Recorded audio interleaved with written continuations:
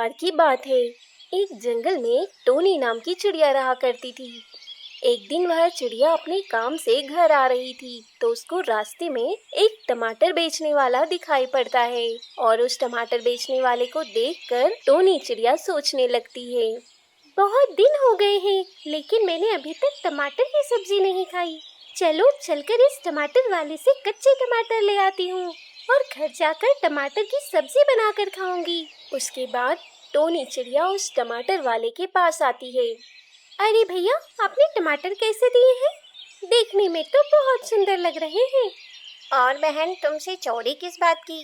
जितने दाम में सभी जगह बिक रही है उसी दाम में मैं आपको टमाटर दे दूंगा। और यह टमाटर 200 रुपए किलो है। जल्दी से बताओ कितने टमाटर लेने हैं आपको? क्या कहा? 200 रुपए किलो टमाटर? तुम तो दिन में ही डकैती डाल रहे हो। बाकी सब तो रात में डकैती डालते हैं, लेकिन तुमने तो हद ही कर दी। आखिरकार 200 रुपए किलो टमाटर कौन बेचता है? इतने भी महंगे नहीं हो रहे टमाटर। देखो बहन, जिस दाम में मुझे सामान मिलेगा मैं उसी दाम में तो तुमको दूंगा। और कोई भी ये नहीं चाहेगा कि मुझे नुकसान हो। सभी अपने फायदे के लिए ही काम करते हैं। और शायद तुमको पता नहीं, टमाटर तो इस वक्त बहुत महंगे चल रहे हैं। टोनी चिड़िया उसकी इतनी बात सुनकर अपने घर आ जाती है और अगले दिन वह बहुत कुछ सोचने लगती है। ऐसा करती हूँ, उस टमाटर वाले से कुछ टमाटर ले आती हूँ और फिर उनके बीज निकालकर अपने खेत में लगा दूंगी। उससे मुझे बहुत अच्छा मुनाफा हो जाएगा, मेरी खेती हो जाएगी और मैं अच्छे पैसे कमा पाऊंगी। फिर मुझे किसी के यहाँ काम करने की जरूरत नहीं रहेगी। और वैसे भी टमाटर तो बहुत महंगे हो रहे हैं, अच्छे दाम में बिक जाएंगे मेरे टमाटर। चलो जल्दी से टमाटर लेकर आती हूँ। उसके बाद टोनी चिड़िया टमाटर वाले के घर आती है। अरे भैया, मुझे कुछ टमाटर चाहिए। अगर आपके पास कुछ खराब टमाटर पड़े हैं तो वह मुझे दे दीजिए। मुझे कुछ काम है उन टमाटर से। अरे, खराब टमाटर से तुम्हें क्या काम आ गया? आखिरकार खराब टमाटर तुम्हारे किस काम आएंगे? काम तो कुछ नहीं आएंगे, लेकिन मुझे एक जरूरी काम करना है उस टमाटर से, इसलिए मैं आपके पास आ गई। मैंने सोचा आपके पास मुझे खराब टमाटर जरूर मिल जाएंगे। अब मुझे आप खराब टमाटर दे दीजिए। उसके बाद टोनी चिड़िया खराब टमाटर लेकर घर आती है। टमाटर तो मैं ले आई हूँ उनसे, बस अब जल्दी से इसके सारे बीजों को निकाल कर कल सुबह मैं खेत में बो दूंगी और फिर मेरी अच्छी खासी टमाटर की खेती भी हो जाएगी। टमाटर बेचकर मैं अच्छे पैसे भी कमा पाऊंगी। बस मुझे कुछ दिन इंतजार करना होगा और मुझे पूरी तरह से अपनी खेती की देखभाल भी करनी होगी। उसके बाद अगले ही दिन टोनी चिड़िया खेत पर जाकर टमाटर के सारे बीजों को अपने खेत में बिखेर देती है। वह बीज बिखेर कर बहुत ज्यादा खुश थी। बस अब तो मुझे कुछ महीने तक इंतजार करना होगा, तभी मेरी फसल अच्छी हो जाएगी। उसके कुछ ही महीनों बाद चलो देख कर आती हूँ खेत पर मेरी खेती कैसी हो रही है। बहुत सारे महीने भी हो गए हैं, खेती वाकई में बहुत अच्छी हो गई होगी। उसके बाद टोनी चिड़िया अपने खेत पर आकर बहुत खुश हो जाती है। अरे वाह, जैसा मैंने सोचा था यह खेती तो बिल्कुल वैसी ही हुई है। मैंने सोचा था बहुत सुंदर सुंदर टमाटर आएंगे मेरे पौधों पर, और ये तो बिल्कुल वैसे ही हुए हैं। अब मैं इनको बेचकर अच्छे पैसे कमाऊंगी और इनको थोड़ी सी सस्ते दाम में बेचूंगी, जिससे कि ये ज्यादा मात्रा में बिके। लेकिन चिड़िया की इस बात का पता कालू कौवे को लग जाता है। अच्छा, तो इसलिए वो चिड़िया मुझसे बेकार टमाटर लेकर गई थी। मुझे नहीं पता था कि वो चिड़िया टमाटर ले जाकर अच्छी खासी खेती कर लेगी। अगर मुझे पता होता तो मैं उसको कभी भी टमाटर ना देता। लेकिन अब तो मुझे कुछ ना कुछ करना होगा, नहीं तो ये चिड़िया मेरा सारा धंधा चौपट कर देगी। फिर तो इसी के टमाटर बिकेंगे, मेरे टमाटर नहीं बिकेंगे। कल सुबह ही मैं कुछ ना कुछ करूँगा।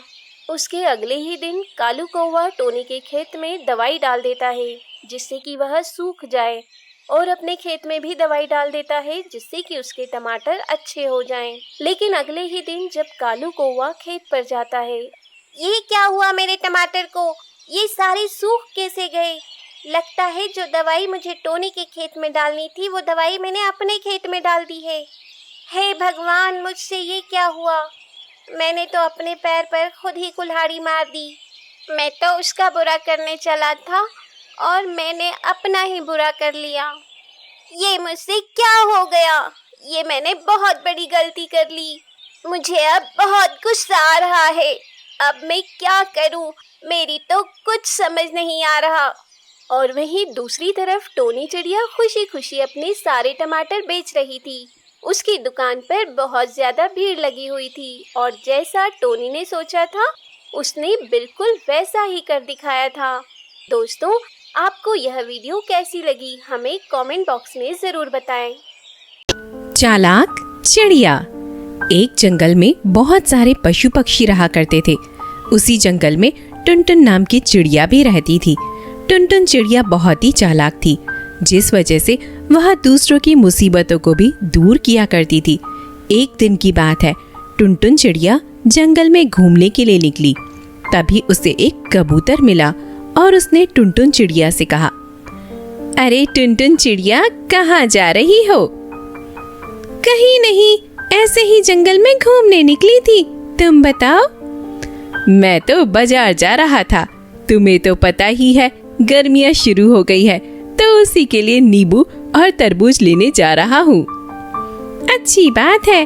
वैसे भी आजकल गर्मियों के मौसम में बहुत सारे फल आ जाते हैं। अच्छा, तो मैं चलती हूँ। तुम आराम से बाजार में घूम कर आओ। जाओ। यह सुनकर कबूतर वहाँ से चला गया और टुनटुन चिड़िया आगे बढ़ गई। उसने देखा जंगल में सभी पक्षी पेड़ों पर आराम से बैठे हुए हवा खा रहे थे। उनको इतना सुकून में देखकर टुनटुन चिड़िया ने अपने आप से कहा, इस जंगल में कितना सुकून है। यहाँ पर पक्षी कितने आराम से रहते हैं। वहीं दूसरे जंगलों में हमेशा पक्षी एक दूसरे से लड़ते रहते हैं। और यह कहकर वह अपने घर वापस आ गई। धीरे धीरे समय गुजर रहा था। समय के साथ जंगल में सब कुछ अच्छा चल रहा था।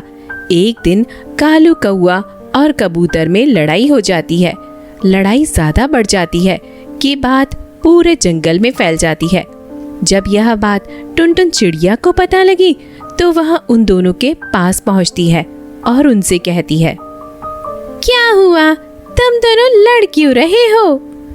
टुनटुन चिड़िया को देखकर कालू कौआ ने उससे कहा, तुम्हें तो पता ही है मेरा घर जहाँ पर है वहाँ पर एक छोटा सा तालाब है। मैं नहीं चाहता हूँ कि मेरे तालाब में कोई पानी पिए, पर यह कबूतर मेरे तालाब में रोजाना पानी पीने के लिए आ जाता है। पर यह तालाब किसी के हक का कैसे हो सकता है? तालाब तो सबका होता है ना? हाँ कबूतर, बिल्कुल ठीक कह रहा है। तालाब तुम्हारा कैसे हो गया? जंगल में एक तालाब नहीं है, यहाँ पर बहुत सारे तालाब है, तो यह कहीं भी पानी पी सकता है। वैसे भी सभी को पता है कि वह तालाब मेरा है। अच्छा, मैंने तो कभी भी तुम्हारे तालाब के बारे में नहीं सुना है कालू भैया। क्या तुम मुझे अपना तालाब दिखा सकते हो? हाँ हाँ टुनटुन चिड़िया, क्यों नहीं। यह कहकर कालू कौआ टुनटुन चिड़िया को अपने तालाब के पास ले जाता है। जब टुनटुन चिड़िया वहां पहुंचती है तो काफी ज्यादा हैरान हुई, क्योंकि वह कोई तालाब नहीं था बल्कि पानी का एक गड्ढा था।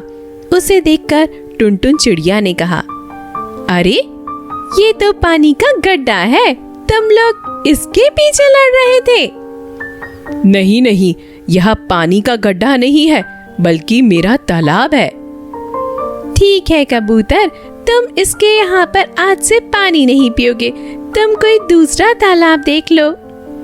ठीक है टुनटुन चिड़िया, अगर तुम कह रही हो तो मैं यहाँ पर पानी नहीं पीऊंगा।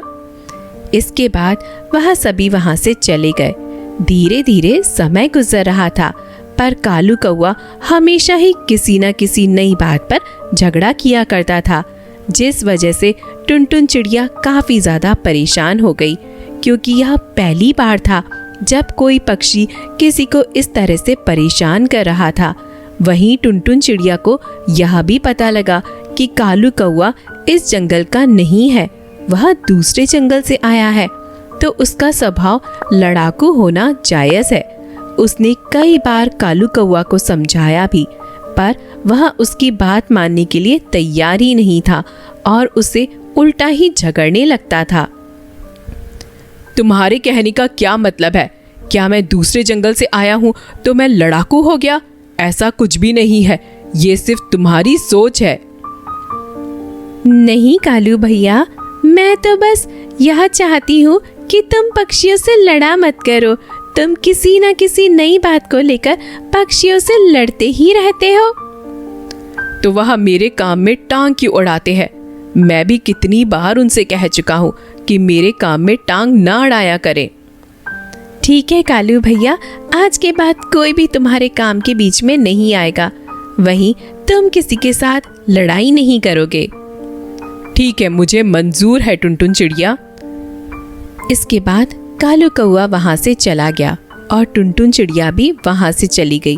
पर कालू कौवा कहाँ अपनी आदत से बाज आने वाला था, जिस वजह से जंगल के पक्षी भी बहुत ज़्यादा परेशान थे और वह सभी टुनटुन चिड़िया के पास जाते हैं।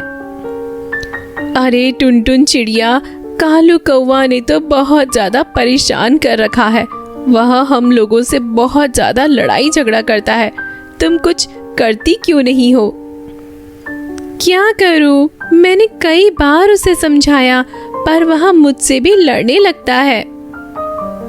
तभी टूना चिड़ा कहता है, क्यों ना हम सभी उसे जंगल से बाहर निकाल दें? नहीं नहीं टूना चिड़ा, हम ऐसा नहीं कर सकते हैं, क्योंकि यह जंगल किसी एक पक्षी का नहीं है और वैसे भी सभी पक्षी स्वतंत्र हैं। हम उन पर किसी भी प्रकार का प्रतिबंध नहीं लगा सकते हैं। तो फिर क्या हमें क्या करना चाहिए? तुम चिंता मत करो टूना चिड़ा, देखना एक न एक दिन कालू कौवा जरूर सबक सीखेगा।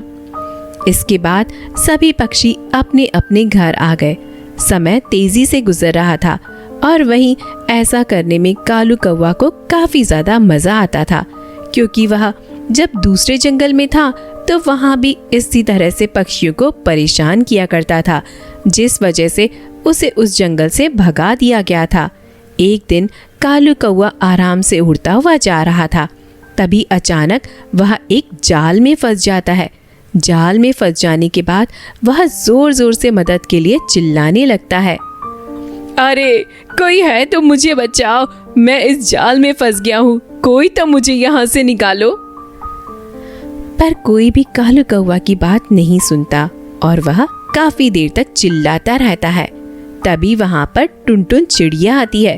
टुनटुन चिड़िया को देखकर कालू कौवा ने उससे कहा, मेरी मदद करो, मैं इस जाल में फंस गया हूँ। पर कालू कौवा, मैं क्या कर सकती हूँ, तुम खुद ही इस जाल से निकलो। अरे तुम ऐसी कैसी बातें कर रही हो? क्या तुम्हें पता नहीं कि हमें लोगों की मदद करनी चाहिए? हाँ पता तो है, पर तुमने ही तो कहा है कि तुम्हें पसंद नहीं कि कोई तुम्हारे काम में टांग अड़ाए, तो मैं तुम्हें नहीं बचा सकती हूँ। यह कहकर टुनटुन चिड़िया वहां से जाने लगती है।